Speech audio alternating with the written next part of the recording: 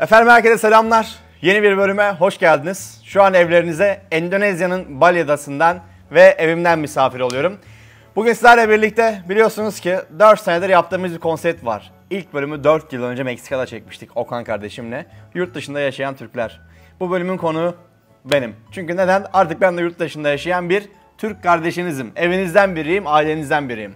Çok merak ettiğiniz sorular var. Endonezya'ya niye yerleştin? Ne işin var orada? Türkiye'yi bırakıp gittin. Hain. Orada yaşanır mı? Bugün bunlara biraz daha açıklık getireceğiz. Detayları konuşacağız. Masa üzerinden bir sohbet olacak diyebilirim. Gezi videosu değil. O zaman şöyle yapalım. Ufaktan videoya geçelim. Videoya geçmeden önce de şu kardeşiniz için yorum yapıp beğenip paylaşırsanız çok sevinirim. Çünkü ne kadar çok yorum beğeni gelirse o kadar çok motive olup o kadar çok içerik üretiyoruz. Hadi bakalım o zaman. İyi seyirler. Gelelim şimdi ilk sorudan başlayalım. Elimde 7 sayfa soru var. Instagram'dan anket yapmıştım. Endonezya'da en çok merak ettiğiniz ve burada ne yaptığımla ilgili. İlk soru. Neden Türkiye'yi terk ettin diye ağır bir soru gelmiş. Türkiye'yi terk etmedim. Türkiye'yi hiçbir zaman da terk edemem. Ben o vatanın evladıyım. O vatanın çocuğuyum. Ailem orada. Sevdiklerim orada. Eşim, dostum. Yani her şeyim orada diyebilirim.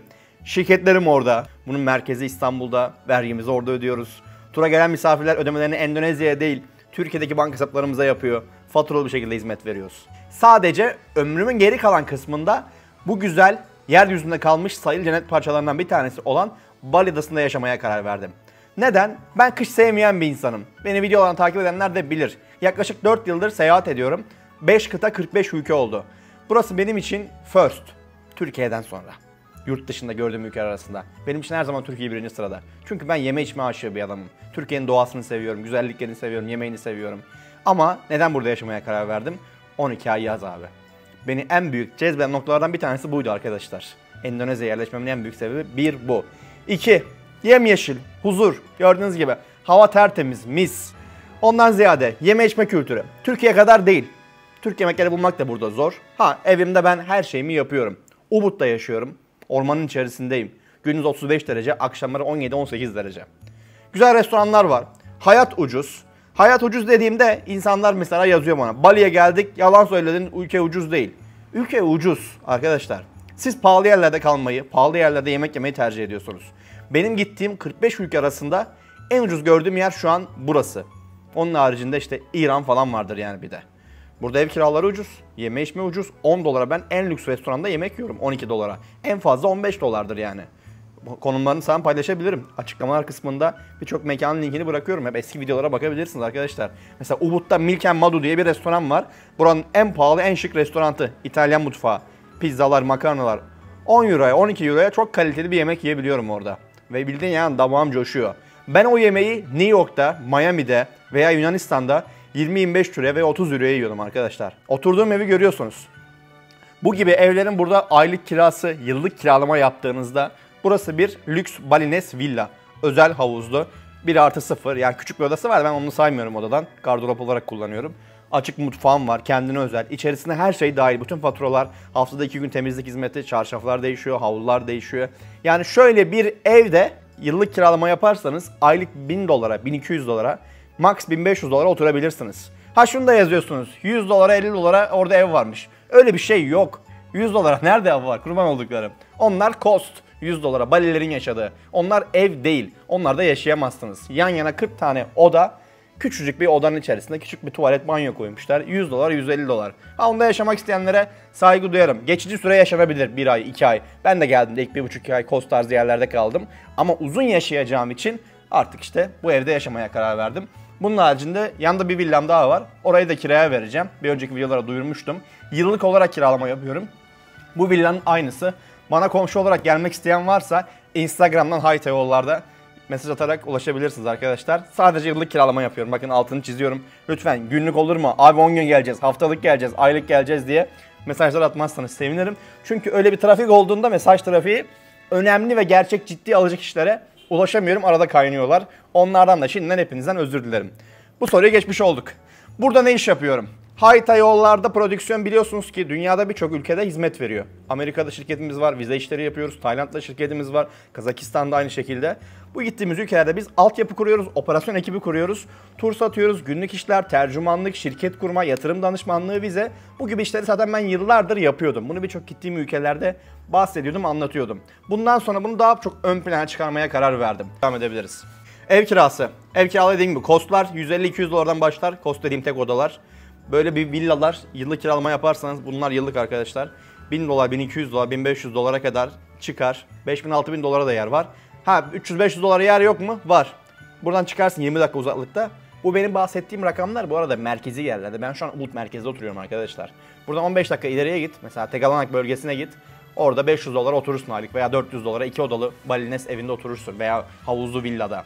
Tamamen sizin tercihinize kalmış. Merkezde oturayım, lüks olsun diyorsan iyi para. Ha yok kardeş, biz uzağa çıkarız motosikletle, orman havası ala ala geze geze gideriz geliriz diyorsan ucuz evler var. Elimizde var portföyde. İlgilenenler varsa mesaj atsın bize. Amerikan vatandaşları orada en fazla kaç ay kalabiliyor? Bütün dünya vatandaşları kapıda vizeye tabi burada. Sadece Asya'daki 3-5 ülke hariç. Biz de aynı şekilde. Kapıda girerken 33 dolar ödeyerek 30 günlük Endonezya kapı vizesi alıyorsunuz arkadaşlar. İçeri girdiğinizde bunu bir kere uzatma hakkınız var. Yine uzatma işlemlerini de biz yapıyoruz. Bize yazabilirsiniz. Ha yok kardeş, biz geleceğiz 2 ay kalacağız ama bunun vizesini alamıyor muyuz? Onu da biz alıyoruz. Gelmeden önce bize yazarsanız 2 aylık vize çıkartabiliyoruz sizlere. Yaklaşık 6 iş günü içerisinde çıkıyor. Ama o 2 aylık uzatamıyorsunuz. Sadece 2 ay kalabilirsiniz. Diğer türlü 1 aylık girip burada 1 ay uzatma yaparsanız yapılıyor ama çok yorucu bir süreç. 2-3 defa immigration'a gidiyorsunuz. Saatlerce bekliyorsunuz sırada. O sırada beklemek istemiyorsanız bize yazın. 2 aylık vizenizi çıkartalım. Onun haricinde sosyal vize var. 6 aylık vize. 2 ayda bir yenilemesi yapılıyor. Onu çıkartıyoruz. Ondan sonra da sana kitaslar geliyor. 1 yıllık, 2 yıllık işte gibisinden. Onlar da yine şirket kurmayla alakalı. Şirketsiz de kitas çıkarabiliyoruz bu arada. Onun için de bekliyorum mesajlarınızı. Fiyat ne kadar Hayta kardeş demiş. Neyin fiyatı abi? Ev kiraları hangi halkla söyledik. Kral villa fiyatları nedir? Ortalama almayı düşünüyorum. Villa fiyatları değişir abi burada. 5000 dolara, 10.000 dolara, 15.000 dolara burada öyle sosisçi dükkanı bile zor açarsın yani. O fiyatta da villa alamazsınız. Bana çok mesaj geliyor işte 10.000 dolara villa varmış. Öyle bir şey yok. Rüyalar aleminde yaşamayalım lütfen. 10.000 dolara nerede villa abi? Alıp 10.000 dolara varsa ben burada 200 tane alayım. Yok yani. Bu tarz villalar mesela şu an benim kaldığım villaların sıfır fiyatı tabii yine lokasyona göre, merkez odaklarına göre değişir ama böyle bir sıfır villayı ortalama satın almak isterseniz işte 70.000 dolar, 80.000 dolar, 100.000 dolar bu gibi rakamlar oynuyor. Kendiniz yapmak isterseniz burada inşaat maliyetleri çok düşük. Şu an benim 2 tane misafirim var burada Türkiye'den gelen. Onlar için işte villa yeri bakıyoruz. Hatta biri için kiraladık, inşaatlarına başlıyor. Yaklaşık böyle tek odalı villalar ve havuzlu villalar 50.000 dolara falan mal oluyor arkadaşlar. 50.000-55.000 dolara. Abi yemeklerden bir şey paylaşabilir misiniz? Yemekler nasıl? Yemekler mükemmel. Dünyada en son aç kalacağınız yer burasıdır arkadaşlar. Sakın ha sakın Endonezya'ya gelip de bana mesaj atmayın aç kaldık diye. Müthiş restoranlar var burada. Lütfen Bali videolarımı izleyin. Instagram'dan beni takip edin. Profile sabitledim hepsini, Bali storyleri diye. Birbirinden kaliteli güzel yemekler var burada. Bazı ülkelerde yemediğim kaliteli yemekleri burada yiyorum. Bakın size o kadar söylüyorum. Dünyada en güzel sushi'yi burada yedim mesela. Japonya'ya gittim. Yok tıraş. Burada yediklerim daha güzel. Daha çok hoşuma gidiyor. Tek kişilik tatile gelsem ne kadar nakit yeter? Dünyanın en mantıksız sorusu. Bir hafta tatile geleceğim. Ne kadar harcarım? Ben ne bileyim abi senin ne kadar harcayacaksın ya? Gece kulübe gideceksin, bira mı içeceksin, viski mi içeceksin? Öğlen gidip pirzola mı yiyeceksin? Tavuk şiş mi yiyeceksin? Bilmiyorum ki. Tamamen senin bütçene dayalı. Yemek fiyatlarını söylüyorum sana. 8 ila 15 dolar arası. Ultra lüks bir yere gidersin 20-25 dolar bir porsiyon yemek. Ultra lüks bak o da. Normal kaliteli lüks bir restoranda 10-15 dolara güzel yemek yersin. Buradan hesabını yapabilirsin. Otel fiyatları konusuna gelecek olursak 10 dolardan başlıyor 10.000 dolara kadar çıkıyor. Evet abartmıyorum. Burada geceliği 14.000 dolar, 15.000 dolar olan villalar var 3-4 yıldızlı. Mesela Bulgari diye bir otel var. Girip bakabilirsiniz Booking'ten. Adamların 3 odalı villası var. Geceliği 13.500 dolar. TL'ye vurdu ne yapıyor ya? 500 bin lira mı yapıyor? Evet. Şimdi devam edelim sıradaki soruya. Şirket kurma prosedürleri. Şirket kurma nasıl oluyor demiş ve oturum izni nasıl alıyoruz? Arkadaşlar şirket kurma prosedürleri aslında çok da zor değil. Tabi biraz zorlaştırdılar Ocak ayından itibaren. Yine bu konuda da biz yanınızdayız. Yabancı ortaklı veya lokal ortaklı şirketler kuruyoruz. 2 kişinin olması gerekiyor. Minimum 60 gün falan sürüyor ortalama bir şirket kurulumu burada.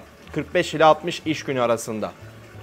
60 gün sonra şirketinizi kurduğumuzda buraya gelmenize gerek yok bu arada bu işlem için. Uzaktan ödemeyi ve evrakları gönderdiğinizde biz şirket kurum işlemleri başlatıyoruz.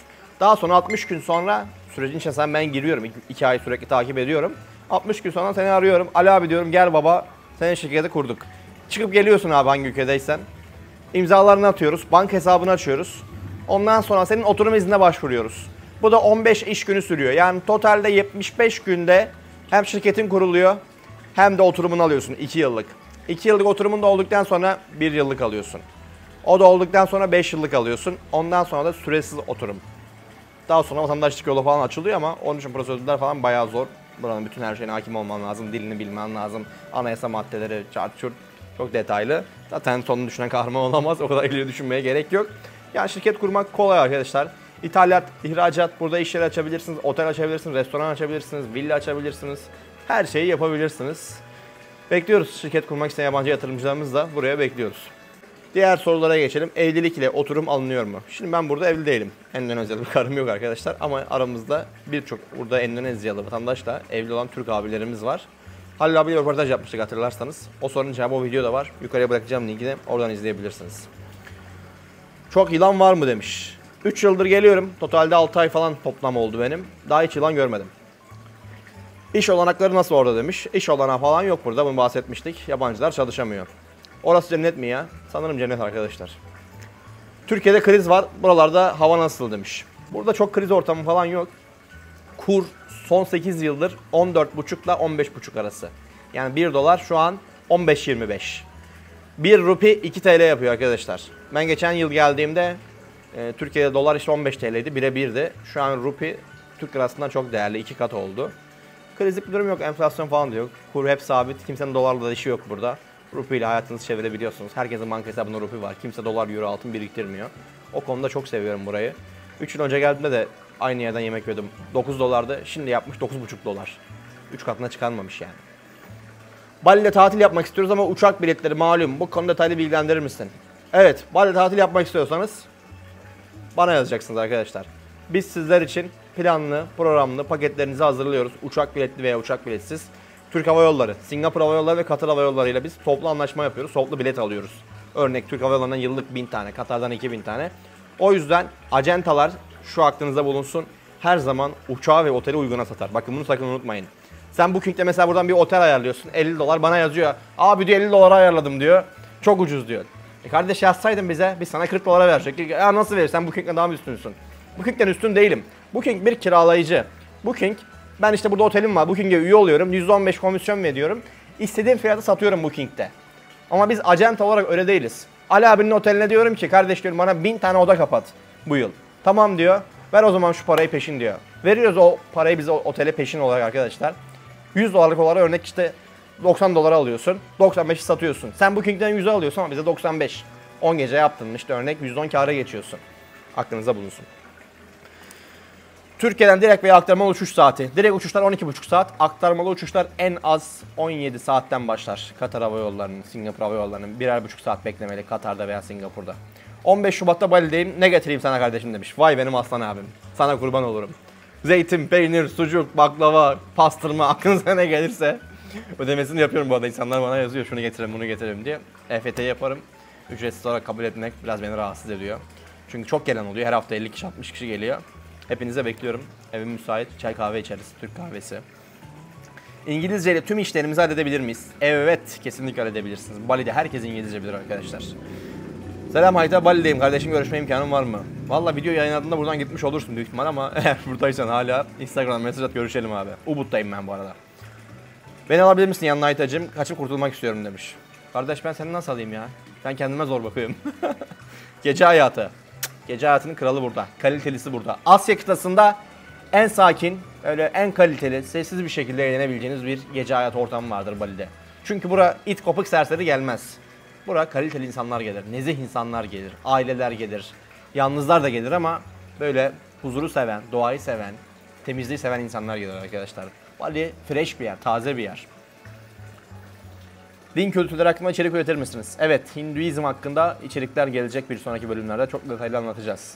Pasaportu ilk kez alacağım, sonra nereye gitmem lazımmış? Gel atla Bali'ye, bekliyorum.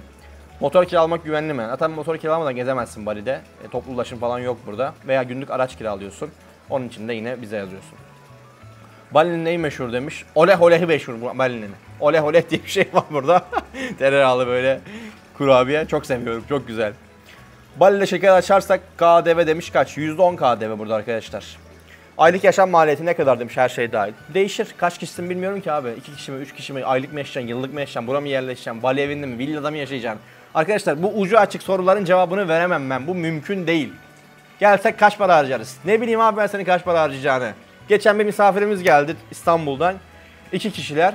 Adamlara villa ayarladık mesela. Geceliği 5.000 dolar abi. Örnek. Sonra bir hafta sonra başka bir misafirimiz geldi. Ben dedi 40 dolarlık otelde kalmak istiyorum. Herkesin bütçesine göre burada yer var. Booking'den gelip bakabilirsiniz. 5 dolara hostel de var burada. 10 kişiyle odada kalmak istiyorsan. Veya Seminyak'ta 20 kişiyle odada kal, 3 dolara kalırsın.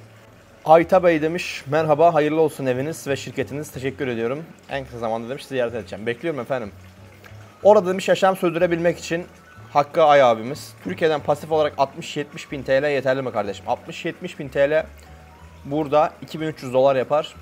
Geçinebilirsin abi. Tabii kaç kişi olduğuna bağlı da geçinebilirsin. Okullar demiş. Çocuklar için eğitim. Eğitimin kralı var burada. Dünyanın en iyi okulları var burada. Bakın size abartmıyorum. Green School'u belki birçok kişi duymuştur. Bununla ilgili sadece bir YouTube videosu çekeceğim. Green School orman evi arkadaşlar. Böyle ormanın içerisinde doğayla iç içe bir okul. Acayip seviyorum ben de orayı. Ve buranın da en pahalı okullarından bir tanesi. Yabancı dil eğitimi veriyorlar orada. İngilizce odaklı. İşte Endonezce farklı dilleri falan da öğretiyorlar. Hatta o adamlar yani şu an telif haklarını birçok ülkeye kiralamışlar. Türkiye'de de açılmış diye duydum. Yağmurda havuza giri güzel oluyor demiş. Şu an yağmur yağmıyor ama yağarsa gireriz. Saydığım bütün şeyleri merak ediyorum. Sabırsızlıkla videoyu bekliyorum demiş. Video yayınlandı, artık izleyebilirsin. Okul eğitimi nasıl? Çocuklarla gelip yerleşsem. Okul eğitimi güzel. O konuda problem yok yani, güzel okullarımız var burada. Orada hep Müslüman mı var? Endonezya'nın nüfusunun %90'ı, yaklaşık hatta 95'i diyelim Müslüman. Ama Bali Adası için bu geçerli değil. Burada Müslüman oranı çok düşük. Hindular yaşıyor burada. Hinduizm dini inancına sahip kişiler. Seviyoruz. İnsan ayırmıyoruz. Din, dil, ırk hiçbir şekilde insan ayırmamıza engel değil arkadaşlar. Seviyorum Bali'yi. Bali'li insanlarını daha çok seviyorum. Mükemmel insanlar. Çok sakinler, relaxlar. Gidersin kornaya basarsın trafikte. Dönüp sana böyle ters bakmaz bile. Güler geçer. Bali'yi sayende gördük. Çok sevdik. İnşallah yakında geleceğiz eşimle birlikte. Gelin abi, buyurun, bekliyorum. Tayland mı Bali mi demiş. Neden Bali? Bali'de neden Bali? Bak çok güzel bir soru geldi. Ben Tayland'ı da çok seviyorum. Bali olmasaydı belki Tayland'da yerleşirdim, orada yaşarım. Orada çünkü daha çok arkadaşım, dostum var ama Bali benim için bir tık daha iyi ya. Ben çünkü artık eskisi gibi böyle gece hayatı, ortamlar, alemler falan, onlardan soğudum artık yani. Görmek bile istemiyorum. Tayland'da biliyorsunuz ki çok hızlı bir yer. Bali mükemmel. Ubud'dayım. Gece kulübü bile yok burada. Kafam rahat. Artık gece kulüpleri Seminyak, Canggu'da dolu. Ama Bali'nin genel olarak her tarafı böyle kaliteli, niş. Eşimle gelmek istesem uçak dahi minimum kaç lira ve dolar olması gerekir? İşte bu soruya cevap veremiyorum ama bu sorunun cevabı yok. Ticaret için gelsek para kazanır mıyız? Kesinlikle kazanırsınız. Ticaret için gelin. Kesinlikle büyük para var burada. İbo'cum demiş, Seminyak mı Ubud mu? Ne aradığına bağlı abi. Salı günü Tayland'a gidip oradan Bali'ye geçmek mantıklı mı? Tavsiye ederim. Şirket açarak 2 yıl oturum alınabiliyormuş. Şirket açma maliyeti ne kadar? Bunun için Instagram'dan yazdığınızda bana veya çağrı merkezimizde açıklamalar kısmında veya yorumlarda mesaj attığınızda arkadaşlarım destek verebiliyor. Şirket açtığımızda evet 2 yıllık oturum çıkartıyoruz. Aynı şekilde eş durumu için, eşiniz için çıkartıyoruz, çocuklar için çıkartıyoruz. Onlar burada en kolay işler. Abi merhaba, benim soru biraz konu dışı ama havalimanında motor kiralayabilir miyiz? Hiç bilmiyorum ya, hiç görmedim havalimanında motor kiralama olayını. Araba var bildiğim kadarıyla ama motor konusunda hiç bilgim yok. Kedi getirmek istiyoruz. Orada insanların yaklaşımı nasıl evcil hayvanlara? Buraya kedi sokamıyorsunuz diye biliyorum ben arkadaşlar. Aklınıza bulunsun, havalimanında uçağı almazlar. Jakarta üzerinden gelmesi lazım diye biliyorum. Seni görünce iyice araştırdık demiş. İlk gelecekler için ideal vize olan 2 yıl kalmak mantıklı mı? Kesinlikle. 2 yıl burada güzel bir deneyimlemeniz gerekir diye düşünüyorum. Evet, sorularımızın sonuna geldik arkadaşlar. Güzel sorular gelmiş genelde. Bali'nin yoğun sezonu Nisan ayında başlar. Ağustos, Eylül'e kadar falan devam eder. 12 ay hava sıcak burada arkadaşlar. Güzel, kaymak, 25-35 derece arası. Eylül-Ekim'den sonra da yağmurlar başlar. Ve Mart'a kadar falan yağmur yağar. Bekliyoruz efendim. Bali'ye gelmek isteyen herkesi bekliyoruz. Balayı turları, grup turları. Tekrardan üstünden bir geçelim. Günlük turlar, şoför, Nusa Penida Adası, Gili Travangan Adası, helikopter turu, VIP uçak turu. şirket kurulumu, oturum, vize işlemleri, kitap, vatandaşlık. Her şeyde buradayız. Buraya kadar izleyip değer verip vakit ayırdığınız için hepinize çok teşekkür ederim. Kendinize iyi bakın. Bir sonraki videoda görüşmek üzere. Endonezya'nın Bali Adası'ndan herkese selamlar, saygılar, sevgiler.